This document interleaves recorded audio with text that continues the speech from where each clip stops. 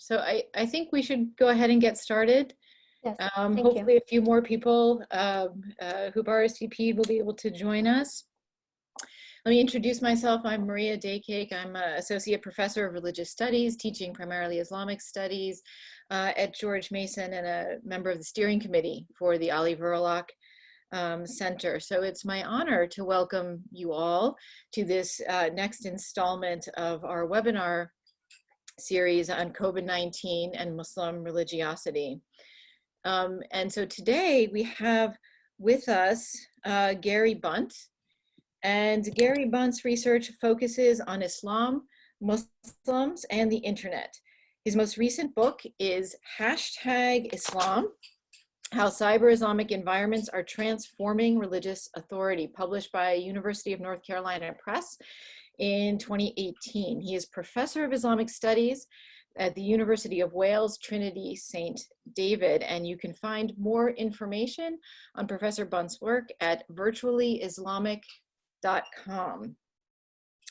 And today, Dr. Bunt will be speaking on the Allah algorithm, interpreting Islamic influencers' online responses to COVID-19. And I'll just mention briefly that later this month, on September 22nd, we will have another speaker, Andrea Stanton, who will be also speaking on a somewhat related issue on the relationship or changing relationship between Muslims and the digital world as a result of COVID-19. So we're very happy to have Professor Bunt with us today, and I would ask him to go ahead and ask everyone to welcome him.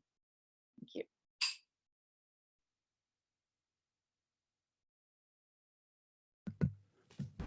Thank you very much, Maria. And it's great to be here.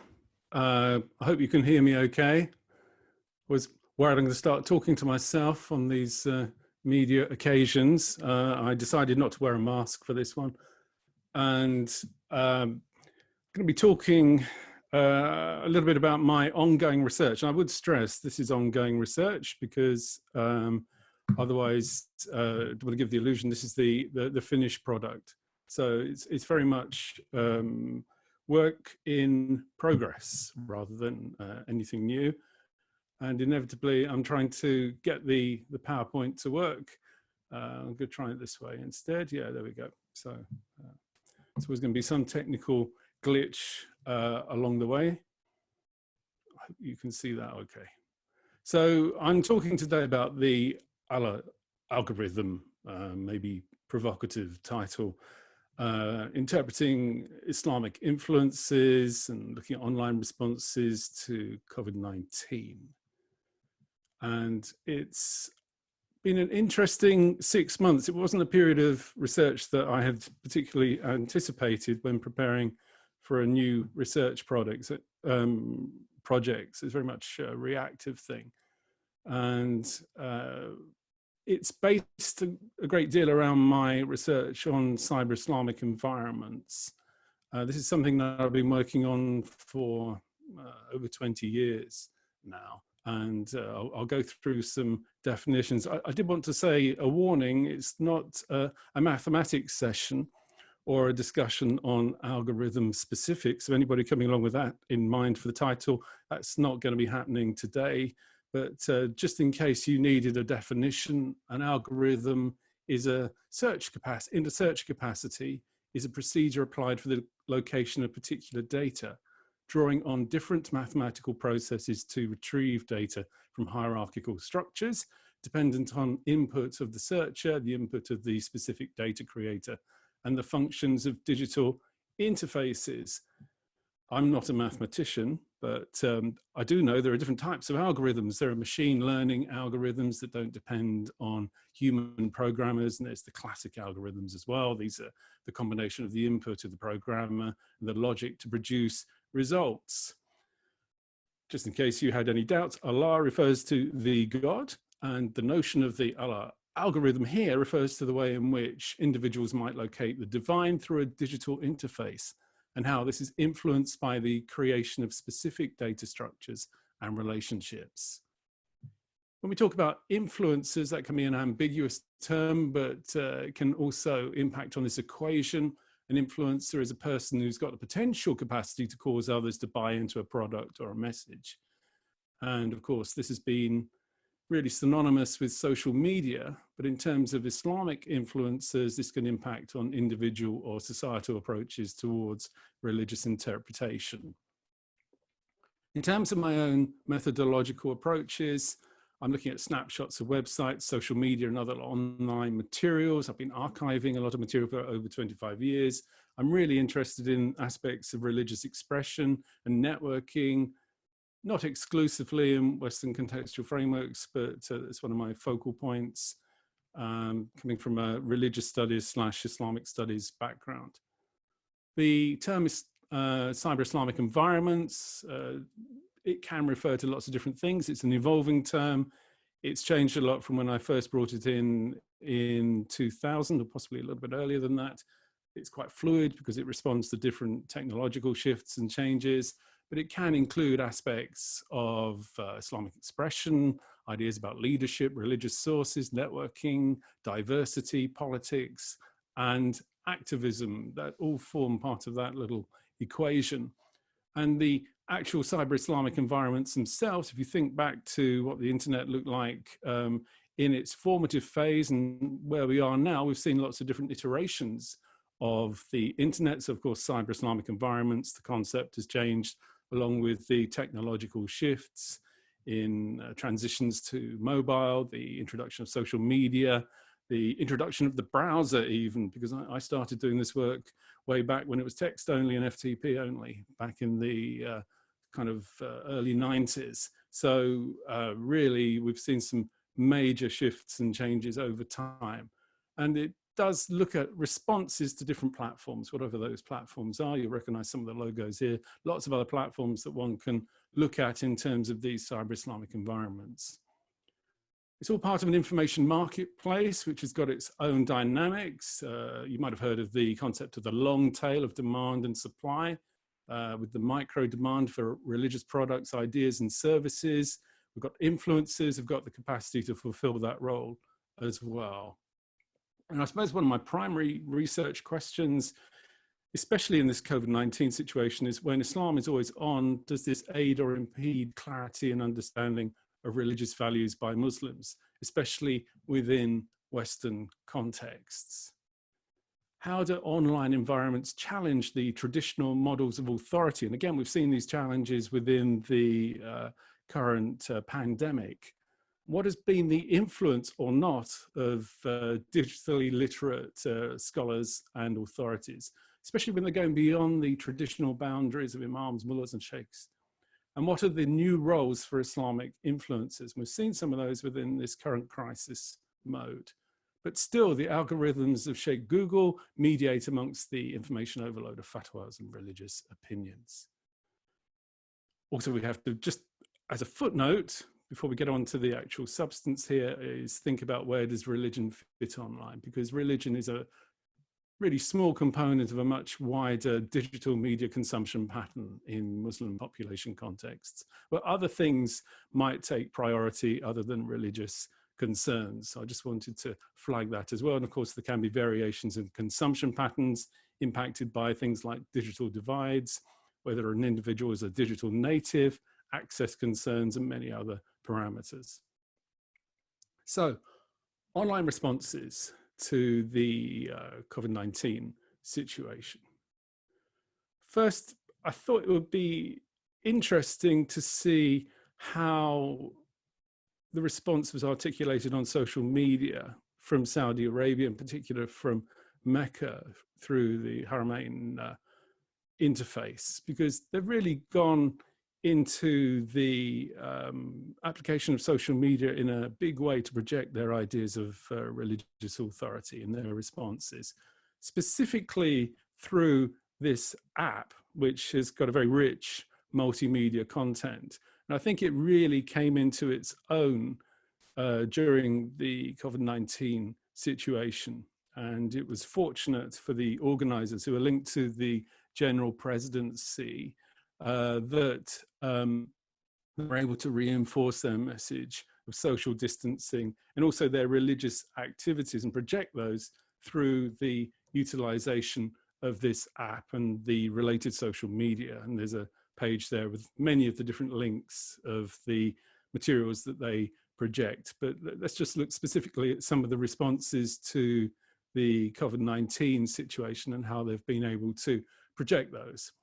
Of course, the recordings of the different ritualistic practices, the broadcast from Mecca when Mecca was empty, virtually empty, has been really important. And it's been quite poignant, I suppose, as well, to see the precincts in this way, in a sort of empty situation, unprecedented perhaps in many ways. The ways in which they've used the social media to show how responsive they have been to people seeking to go to Mecca and Medina, how they've introduced things like the checking on the precincts for COVID-19, and how they've been practicing social distancing has been really interesting, because I suppose it's projecting an idea or a pattern of behavior that could be emulated within other contexts as well. Their idea of good practice and being able to actually see that this is being undertaken in Mecca offers some really interesting precedents, I suppose, of practice. So here we see on the left-hand side on my screen here, ideas about social distancing. We have the security precautions and the health precautions, measuring everybody from the senior clerics all the way down. Everybody's going through the same process here. Here we have the social isolation, this idea in the midst of the lockdown, where very few people can be seen going around the precincts of the Kaaba. Still, the ritualistic practices go on, but they were going on to, I mean, if one was to take time to look at this link, they were going on to an empty precinct. But it was still something that people were able to participate in. So this raises some really interesting questions about ideas of ritual, ideas of practice, and whether it's acceptable to practice using the internet, which has been one of the themes I've been looking at for many years. But I think that this COVID-19 situation has really brought these factors into real focus. This idea of what is the role of the internet? What is the role of computers and social media? And is it acceptable for individuals to actually practice their religion online? So we've got the precedents that are being established through the ideas of good practice at various times during the COVID-19 situation, as represented here. And then we have advice being distributed about how to respond to the pandemic in different ways. What would happen during the time of the Hajj? Obviously, the social distancing issues there and the health concerns really were in very sharp focus. And the authorities had to project their ideas effectively. And the social media was one way in which they were able to distribute their message very effectively at that time. I'm not commenting on every picture here because obviously everyone could be unpacked in detail, but I found it very interesting the way in which they brought in many of the people who actually work in the precincts and drew them in. So you see a lot of the workers, the people in the reflective jackets who are part of this process as well, who are being seen in social distancing mode, I suppose. Here, very effective photography as well, and some really powerful scenes where we see particular processes during the time of Hajj in particular. I'm not going to play it now because screen sharing issues, but I can send you the link if anybody needs it. Also, the application of time-lapse photography that was used to present real insights into sort of everyday activities.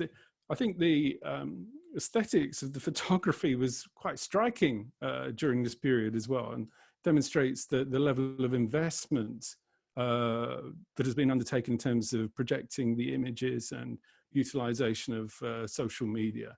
This included a feature film being highlighted as well, relating to Medina. I'm not going to show this one now. Let's see if I can move forward. So that's a very quick look at Mecca, which I thought was sort of central to exploring some of these ideas about notions of religious authority online and how they project. But I did say I'd talk a little bit about ideas of so-called fatwas as well and religious opinions, because this has been one of the dynamics of online authority, really. The way in which different iterations of the internet over the years have been applied to project ideas that might be described as fatwas, or they might be described in other ways as well. They seek to project ideas about religious authority and interpretation. And this has been particularly apparent during the COVID-19 situation. And we see perhaps generations now of web-friendly imams, scholars, and organizations utilizing social media in various languages and attaining high profiles and levels of influence that might go outside of the traditional parameters. I've only brought in a few examples here because I've collected so many over the past 6 months, but brought in a few interesting ones in terms of their graphics and in terms of the way in which they've presented themselves. So here we've got Ahmed Kuti from Toronto Islamic Institute, who produced quite a long document here that was circulated in many different contexts, commenting on notions about the mosque shutdown and social media. The headline caught my attention immediately, the introduction of virtual Jummah, and the way in which this terminology was being applied throughout this opinion was really interesting.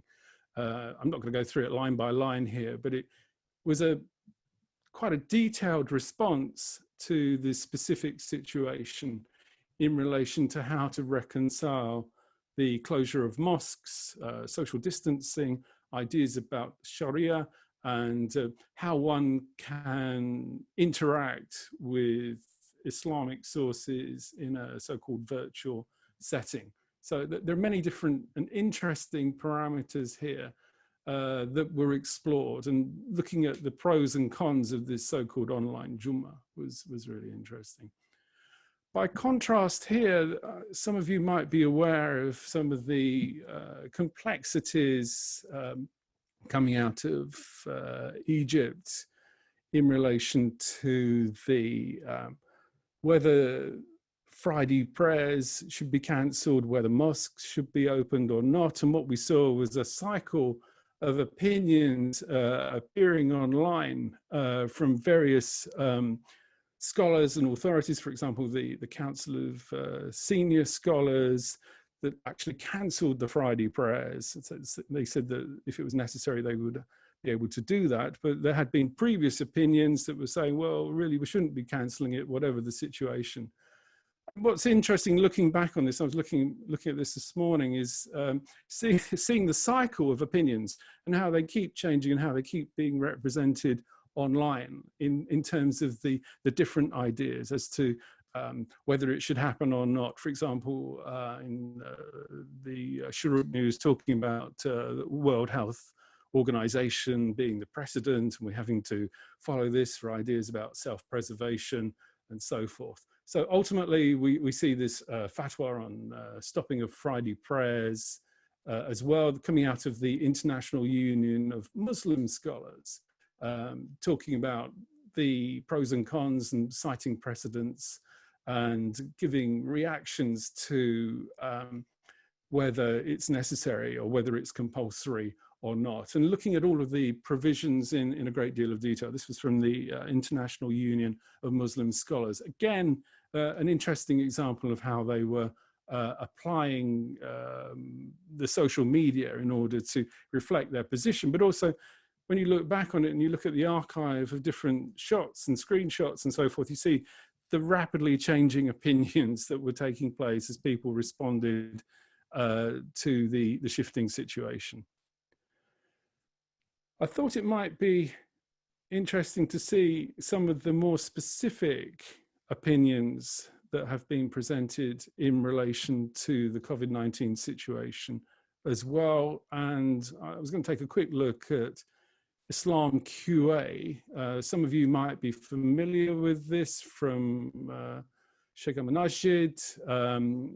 I've followed this site, followed in quotes, this site since its inception. It started up in '97, and it makes it one of the longest standing question sites. It has evolved, again in quotation marks, over the years in terms of interface and the application of web media. And I write a lot about that in #Islam. I'm not bringing in all of the screenshots there, but as it stands, it's got 16 languages being applied, but also it seems to respond to diverse social media and very much at the cutting edge. But Al-Manajid has had a great deal of kind of criticism for his apparent connections and associations with the Muslim Brotherhood. He was arrested in 2017. And I think he remains detained at the moment, but the website continues operating and it describes him as general supervisor. But I think that process has impacted on some of the opinions that have come out of the site, as we'll see perhaps in a moment. I apologize if you're having to squint at the screen here. It was the best way to try and bring in just a few of the responses. And it is interesting to see the types of questions that have been responded to during the COVID-19 situation. And let's have a look at a few examples here. For example, an opinion about the funeral prayer. Is it possible to offer it in absentia? Discussion about social media responses.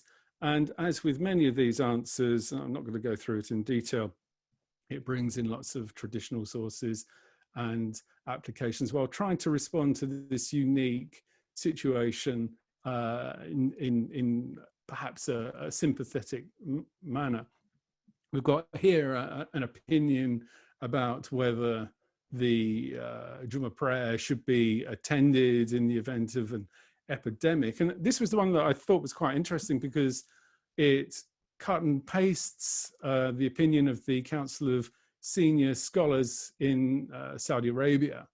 And so it's bringing in their opinion. So obviously they're having an specific effect on the content of this website that they might not have had so much before.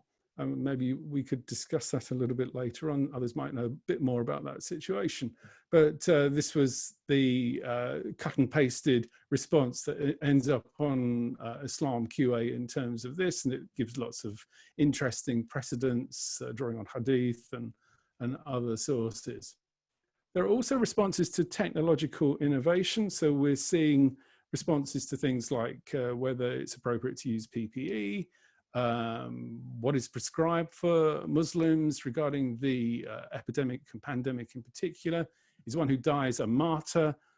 These are all questions that apparently are sent in by viewers, and they're quite widely reproduced as well. There was a question about the Eid prayer and whether it's valid and can it be prayed at home or not. So we're seeing lots of dynamic responses to the COVID-19 situation from that long-standing website.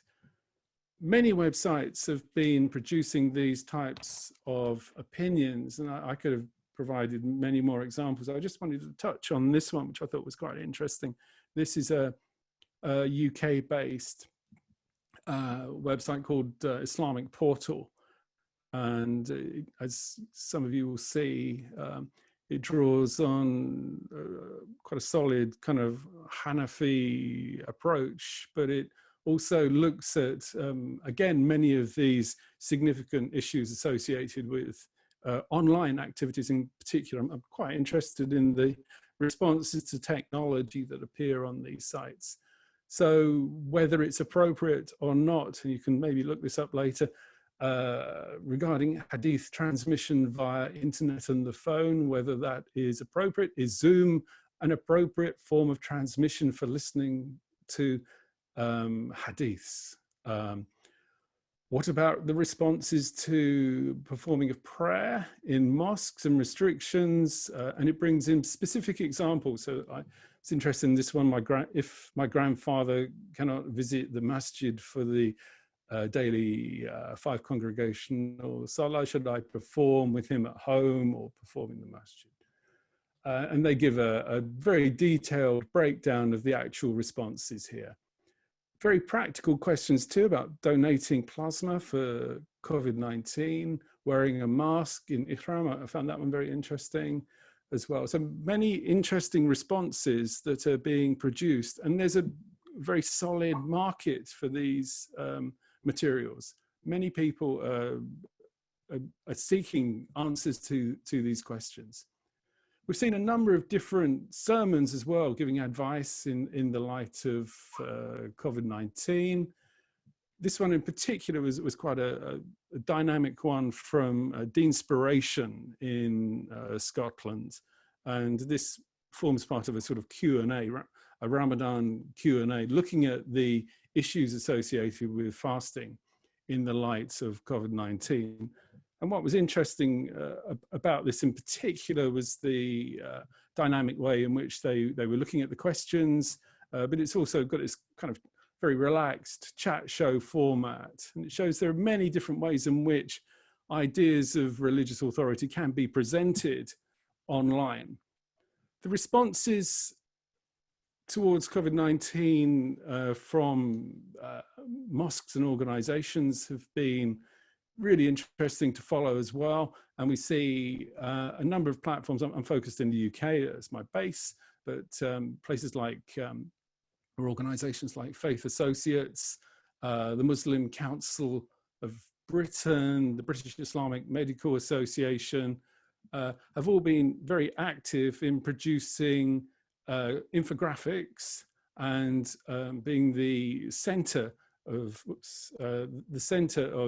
advice on a number of different issues. And they've picked up quite a lot of audience through the period, I think, through the projection of this authority on their social media. We have here, we have the Prophet on social distancing as represented in an infographic, which kind of brings it all together. Also, there were responses to the rumor mill that was associated with Muslim communities.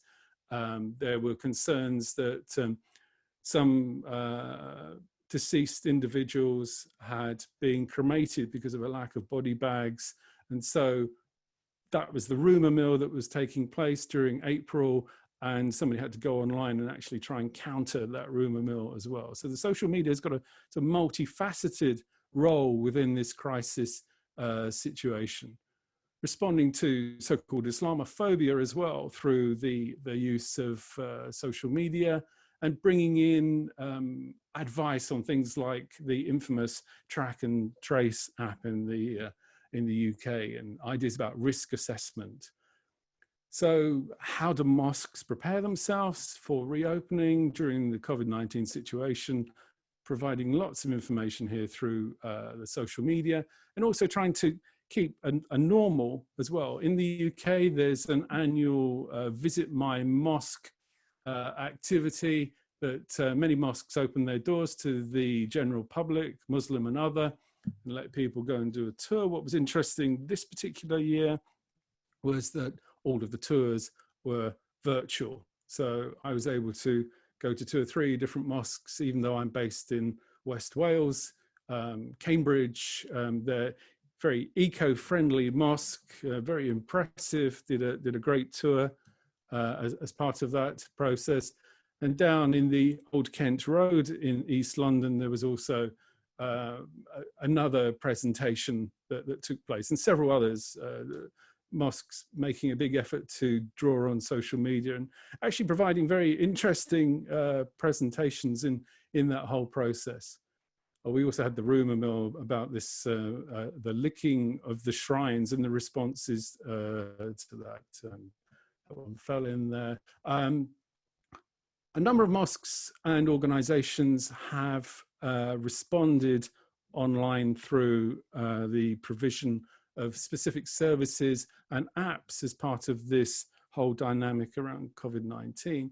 So we have seen, for example, in Birmingham, the Green Lane Mosque have provided extensive services. They're one of the highly rated mosques in the UK in terms of the service provision. So they were offering mental health support here, and also linking in with the National Health Service to provide PPE and providing lots of other services within community. So the social media was a way in which they could project, not just to their own community, but to the wider society as well, what they were doing during the COVID-19 situation and how they were attempting to provide a positive service. And many mosques got into the picture in a way that they hadn't done pre-COVID-19 in order to demonstrate their activities in Leeds, in Blackburn, especially responding to some of the negative press that they had received as well, and trying to respond to issues such as Islamophobia as well. So the responses have been dynamic, they have been informative, they've taken good use of infographics and drawn on a broad range of sources as well in order to try and work with materials. Of course, the UK isn't the only situation in which these sorts of responses have been presented. And so we've seen pictures emerging from many other contexts as well, seeking to give an idea of the responses to the pandemic, for example, in Jerusalem, in Istanbul as well, with spectacular photographs of social distancing there as well, which were really interesting. Al-Azhar in the past hasn't had such a developed online capacity, I suppose. I'm being polite. But they have really engaged with the social media very recently, and they've got a highly developed Twitter feed now that's bringing in a lot of dynamic content as well, relating to social distancing, responses to the COVID-19 situation, precautionary measures, and so forth. So many different mosques in different contexts have produced responses. We've seen virtual services through the Eid period as well. I haven't got time to show them all now, but ideas of responses for Ramadan and community events taking place online were seen as really important. Just to wrap up, as I see the clock is ticking, it's interesting that individuals such as Webb already having a high profile on Instagram and other social media have drawn upon this to present responses to the COVID-19 situation using internet media and providing a daily hosted sessions during Ramadan on multiple platforms, giving lectures and other forms of presentation, as well as Q&A types of sessions as well. So sermons and other materials. So it's trying to be a sort of normal service, but everything being delivered online as well, including the infographics and the funny pictures as well that are typical of that particular feed. In Iran too, interesting that Taliban Today, who are on Instagram, I write about them in #Islam, they produce a lot of images showing clerics in everyday situations, in quotes. And so we see images here of activities during the coronavirus situation, people masking up, people being involved in medical and other activities, and trying to show their profile there as well. So it's quite interesting in terms of the forms of representation and the need that is felt to actually put this content online. So just to conclude in this very quick summary of activities, I will be writing about this in some detail and using these examples and many others in the future, but my take on this at the moment is that the pandemic has expanded the application of net technologies in Islamic contexts, and key players and organizations have refined and utilized social media to articulate their approaches to COVID-19, including interactive content, ideas of religious authority, prayers, and so forth. I think there's been, if there hadn't been before the COVID-19 situation, I think now there's a recognition of how social media can, for some, reinforce ideas of religiosity, especially within this unprecedented crisis mode. Questions emerge on how to respond to this information overload, which is what it is, of authority and opinions, within what are still shifting media contexts. We're still looking at a zone where there's no central authority, but there is an information overload of potential online influences, and it takes searching, using search engines, using algorithms and other forms in order for people to actually find this information. It's one thing for the information to be put out, but it's another thing altogether for it to be found. So it's been interesting to see how people have designed their pages and their content in order to try and attract audiences for an information saturated situation. I think that the COVID-19 situation represents methodological and research challenges as well, trying to negotiate all of this information. There's a lot more in the way of diversity interpretation of online materials that I could have brought in as well. I think that there's a great deal of competition. We're looking at very fluid social media from diverse sources, especially at a time where during the COVID-19 situation, we've seen an intensified relationship between individuals and their devices, especially for those digital natives. There are generational issues there as well. Many of the apps and other media have required investment. We saw in the Mecca situation that a great deal of investment in resources has been put in. And I think some of that investment is paying off in terms of the way in which these organizations and platforms have been able to project themselves during the COVID-19 situation. That concludes what I have to say for now. If you'd like to find out more of this information on my website, and thank you very much for listening.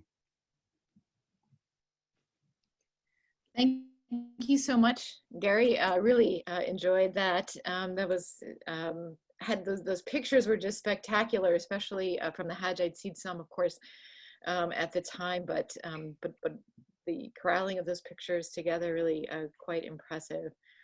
We're going to go ahead and open it up for question and answer. Would someone like to start off our questions for Professor Bunt? Could I go ahead and ask a question? Sure, please. So, assalamu alaikum. My name is Nicole. I'm a third-year PhD student at BU working with Dr. Keisha Ali, and my area of study is looking at online English language majalis from the Shia community. So this is really interesting and relevant for me to hear your talk and learn more about your methodologies and so on. So thank you so much for what you've shared and what you've been continuing to study over time. I'm curious as to how you've included or not included imagery of women in your presentation today, and how the digital kind of turn during COVID has impacted women in particular in their worship and in their access to particular spaces. So I was wondering if you might comment on that. And thank you again for an interesting discussion today. Thank you very much. Yeah, I mean, there's a lot more content that I've harvested. I mean, it's simply the parameters of the presentation really, but I think that there are very important issues in terms of gender issues and women and access that I think still need a great deal more in the way of serious research. I think we're in the middle of the situation at the moment, so it's very difficult to work everything out. There's been a great deal of activity, and the responses that one has seen on different sites has been fervently kind of and passionately put. I think it would be fair to say. In terms of access, I think certainly during the Ramadan period, it was really interesting to see the participation. I'm talking about non-scientific sampling of groups and organizations that I happened to look at during the Ramadan period, but certainly in the UK, there were a number of female activists and scholars who were participating in the so-called virtual iftar celebrations that were being webcast. So that was very interesting. But I do think that there's a great deal more that has to be looked at. I haven't found much in the way of gender-specific questions. I probably have to do a deeper trawl of a number of different sites in order to get a precise, or more precise idea of who's asking the questions and what the responses are. But I haven't seen too many questions. So I would encourage others to take a look at that important question as well. Thank you so much. Does anyone else have a question? Yeah, I see one question at the chat box from Abdullah Omran. He is asking, how do you measure the impact of online Muslim influencers? Well, and that's a very, there's no metrics for the impact of specific influencers, because the data is really, are really difficult to get a grip on. If you're just looking at it in terms of the number of likes or retweets or page views, that's not necessarily a very scientific approach. So measurement is really difficult, and that's not just within the metrics of this particular subject area, but also in much wider contexts as well, to do with the study of the internet and the study of cyberspace. I have been looking at influencers in Indonesia. I was looking at that last year, where there are some key figures who get rapidly circulated, who have really substantial audiences on Instagram. I think in many ways, in terms of the so-called influencers, if we're looking at people who are not specific religious scholars, but are people who are projecting ideas about Islamic lifestyle choices, then Indonesia is actually quite an interesting area to look at, because the influencers there have really taken on quite a high profile, especially on Instagram, where they have very loyal audiences. So I think the jury's out in terms of an accurate idea about the metrics, and I'd welcome any input or ideas on that. But there are some trends and other ideas that one can look at in terms of links, and you sort of get a general sense of it. But quantifying it and actually getting a solid numerical understanding is quite difficult. I hope that sort of answers your question. Thank you. Yes, there's, we have another question here from Emilio Spadola. He asks, first of all, he thanks you, Dr. Bunt, for your discussion. And he asks you about the choice of the term influencer. Is this a term used among Muslim authorities you are studying? Do you see this term as suggestive of changes in authority? What qualifications, what conditions, from the early time of the early internet to the present? Okay. my use of the term influencers, I brought it in, I think, in the hashtag Islam book, but I've got a more flexible application of it because I'm not just thinking about it in terms of the people who are projecting specific lifestyle choices among the youth demographic. I was actually playing around with the idea in terms of influences. In fact, this is going to be the essence of a future project, to look at all of the different ideas about influence that take place online, and look at some of the key figures and key people, whether they would define themselves as influencers or not.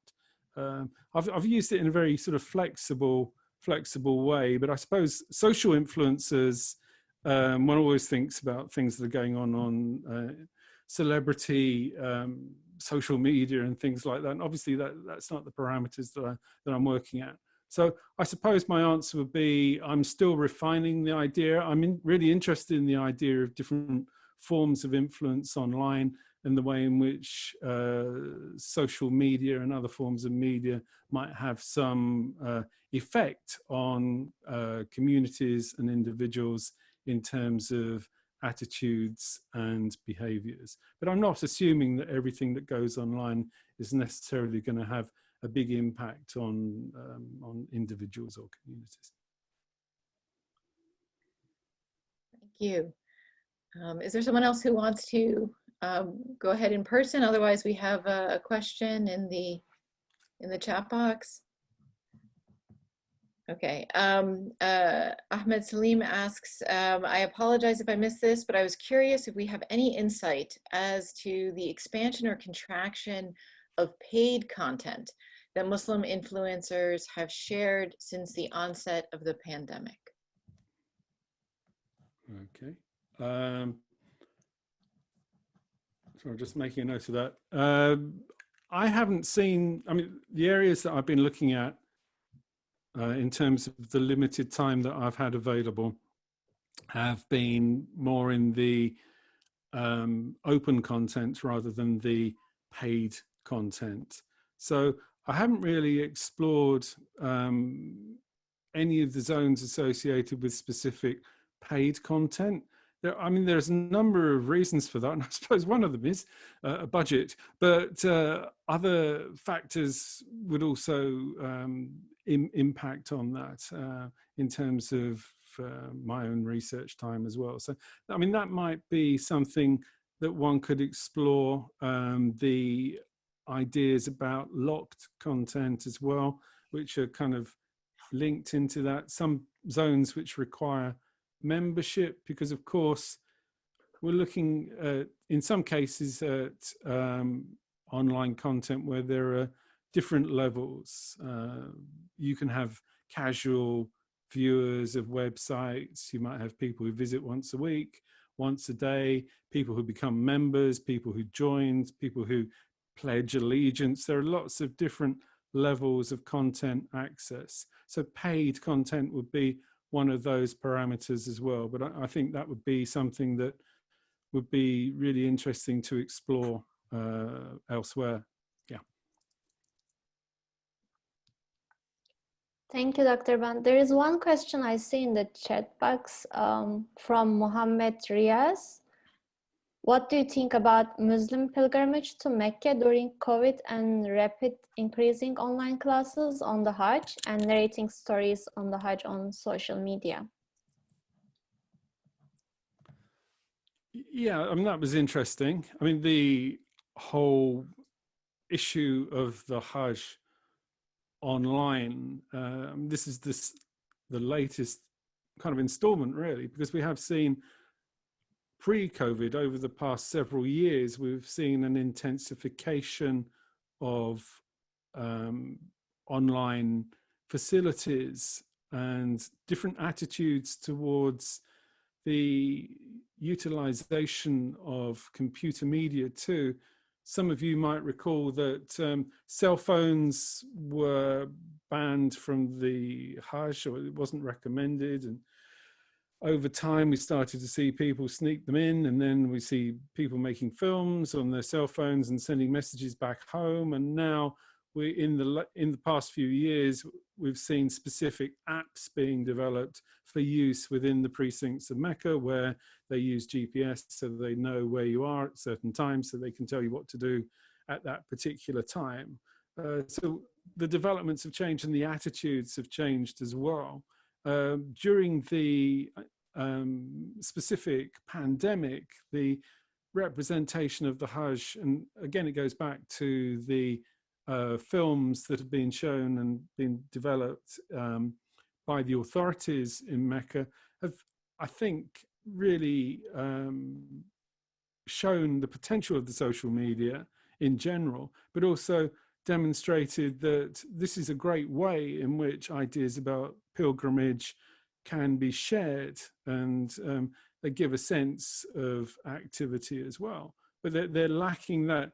There's something missing, and of course that's the crowds. So in previous years, we've seen other films and other clips and live coverage that's been undertaken, which has got that other form of intensity. So I mean, it's interesting. The Hajj Online is a great area to explore, actually, in terms of research and shifting attitudes. And I've written quite a bit about it, and I'm curious to see where things go in the future in relation to that. Thank you very much. I just want to say it reminded me of, I don't know, Michael Wolff's book many, many years ago when he made Hajj, bringing the tape recorder with people's prayers, sort of the old technology. We have a great book. We have a couple of questions actually that are related. So maybe you can answer them together. Insia Nuruddin thanks you for your insightful talk and asks, did you perceive a difference between Shias and Sunnis in using the internet for religious dissemination? And related to that, Adrian Heath says, picking up on that question and referencing the shrine licking footage that was posted, saying that he remembers that it was posted by anti-Shia posters and reposted widely. How was the COVID crisis weaponized by certain groups? Right, okay. Couple of familiar names there. Say hi to those people. But let's have a think. The difference between Sunni and Shia, in terms, I mean, making very general comments and so forth, I've done quite a lot of work on the Shia responses and the utilization of apps. And I suppose, given a bit more time, I could have explored more in the way of attitudes to things like pilgrimage and its representation online within different Shia contexts, the way in which authorities in different situations have projected ideas about social distancing using social media or not in some cases. So there are a lot of parallels, in fact, and I wouldn't want to sort of create a online polarity, because I think there's a lot of cutting edge development in different branches of Shiism that are represented online. Some branches have been very proactive over the decades in relation to application of internet media, and been at the forefront of many of the developments that we have seen in relation to ideas such as online Q&A and using internet media as a social networking and general networking hub. So, I hope that answers your question, but I can unpack it further elsewhere. And Adrian, yes, the weaponization of the shrine licking and of course the media coverage that received in different contexts, Muslims and other, that was a way in which I think some materials might have been taken a little bit out of context there, but they were drawn upon and they went viral very quickly. And the responses to them, some critics said the responses to this whole incident from some quarters were very kind of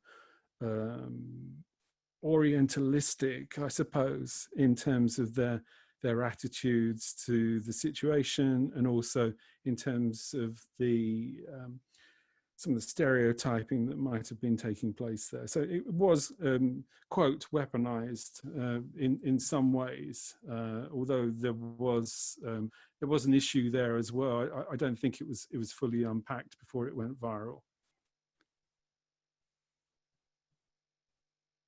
Hope that answers your question. Yes, thank you. There's one more question here in the chat box from Ahmed Eid. He asks, what is your end goal with the research you have done up to this point? Great question. Thank you.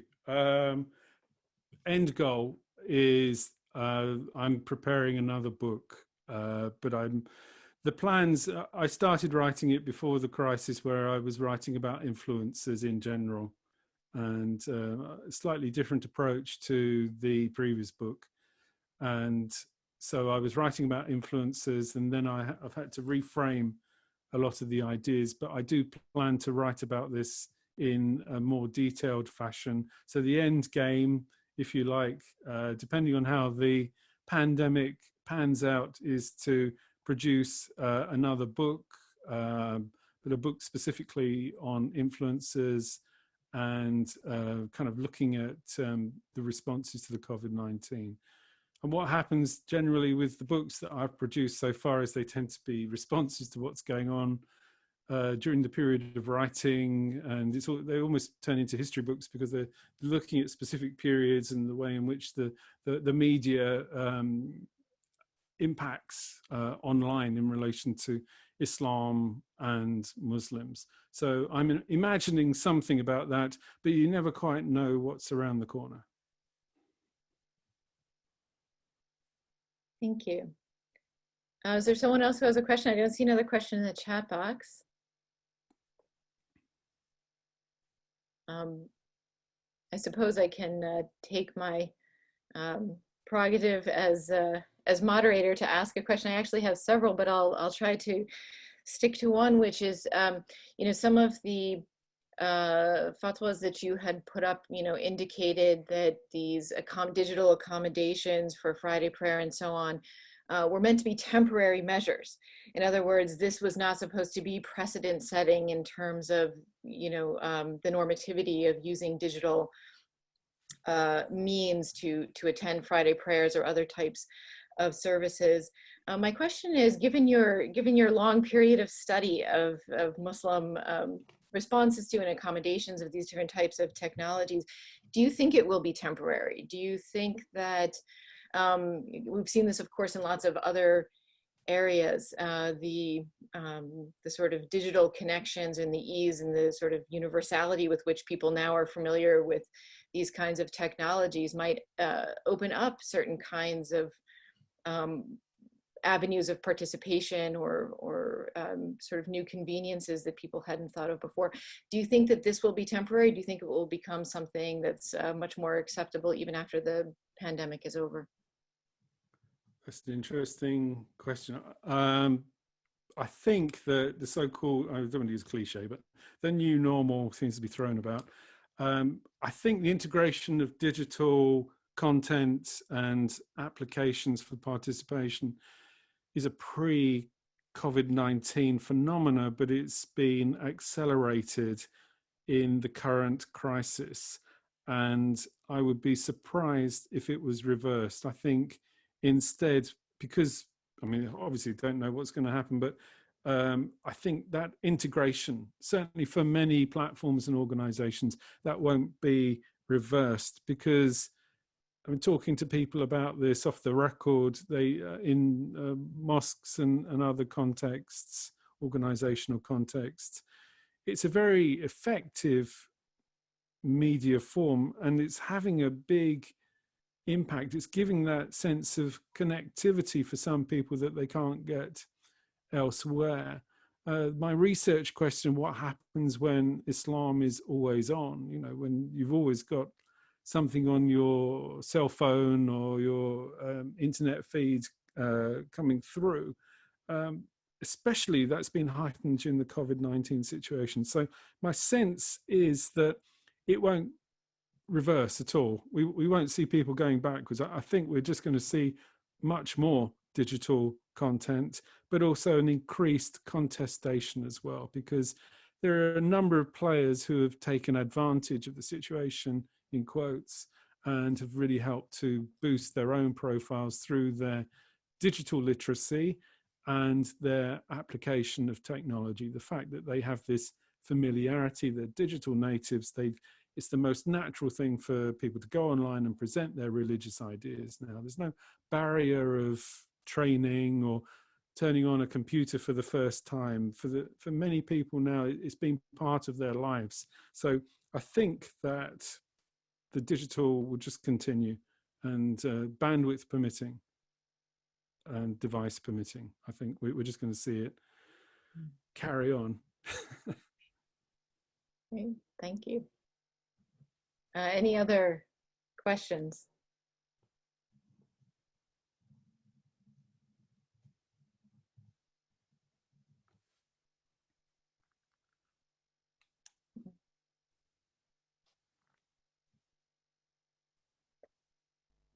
I'm waiting another couple of seconds, and I might jump in and ask one more. I'm wondering what you think will become of the, sort of one of the things that you had put up was this, one of the opinions that you had put up was this idea, well, nobody dies and, until their time is up. So a kind of sense, we shouldn't fear COVID, we should go to the mosque, this is our responsibility, and so on. Do you think do you think that perspective will gain more strength over time? Do you think that the fact that the Saudi Arabian government decided to do Hajj, as important and precedent setting as it is in this particular way, will have more weight? Do you see the online discussions about this shifting in one direction or the other? This whole those opinions and the fatalistic attitudes are really interesting, because sometimes on the same page you then see a lot of advice on PPE and what to do in terms of responses and social distancing and keeping the mosque clean and all of this. So there's a little bit of ambiguity there perhaps in terms of those ideas, and so I suppose it depends which site you're looking at as well. I can't say I've looked everywhere, because there are so many different opinions out there, which again is part of this information overload. I think the Hajj response is really interesting. It's been a public relations exercise for Saudi Arabia in this, how can we say, delicate time. And they have projected their response to the Hajj as a success. And I think that the social media and the related online broadcast of different aspects, in fact, maybe every aspect of the Hajj, and then since then, many of the prayers and rituals that take place in Mecca are now live streamed, or they end up as clips on Twitter and other sources. I think that this has been seen as very much a positive area for Saudi Arabia. Their response has attempted to project them, in terms of well-organized, technologically savvy, heightens the sense of proficiency of logistics as well. So I mean, it's been, I think it's been a quote positive result for them. I mean, others might have different opinions. I know you had Sean on a few weeks ago talking about the Hajj as well. He might have some ideas about that.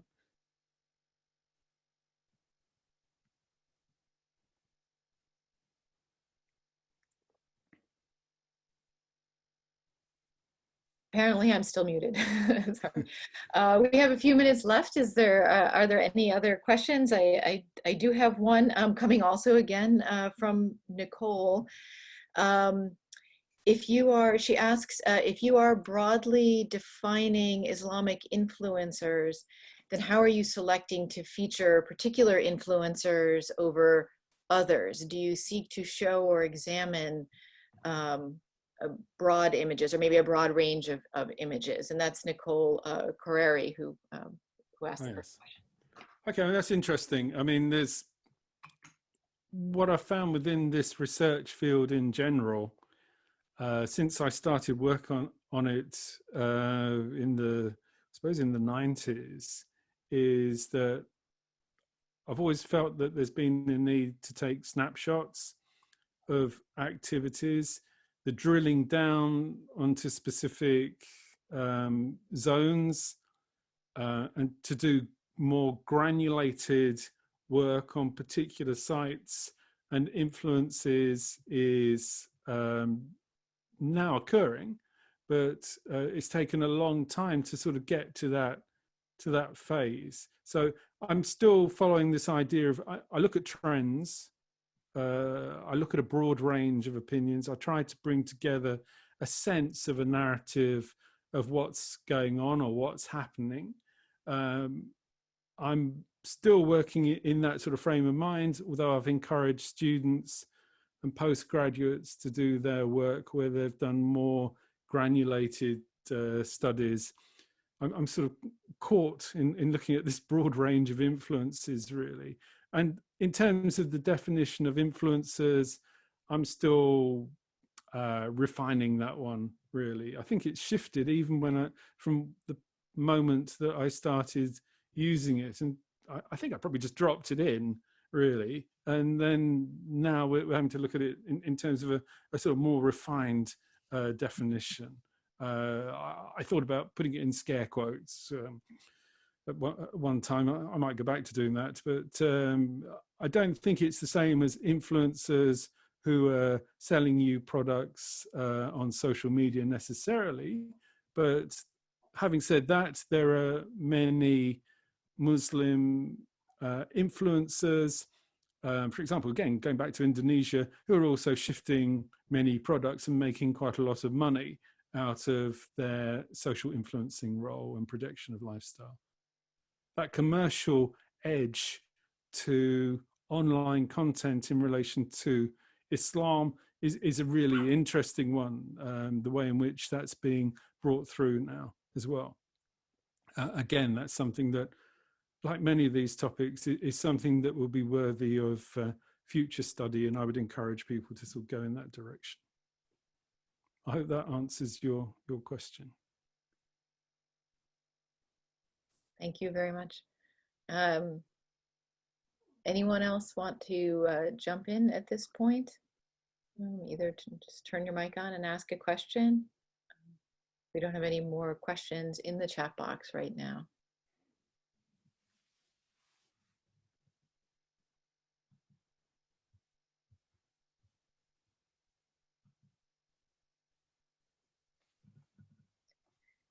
It's always, the silence is always quieter. In you these hear the wind rustling and all this yeah. stuff. Exactly.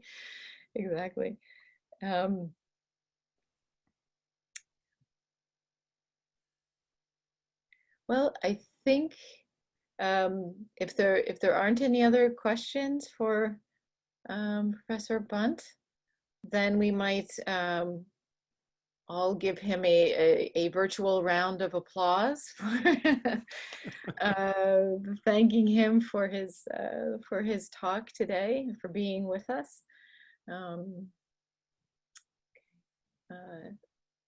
Again, Aisanur has posted in the chat now again links both to the videos for the Vimeo site for the center, for some previous talks in this webinar series, and of course Professor Bunt's talk will also be made available there. And you can also go to our website, the Maidan, themaidan.com, where course, these talks and many other articles, media roundups, journal roundups, and so forth are there for you as well.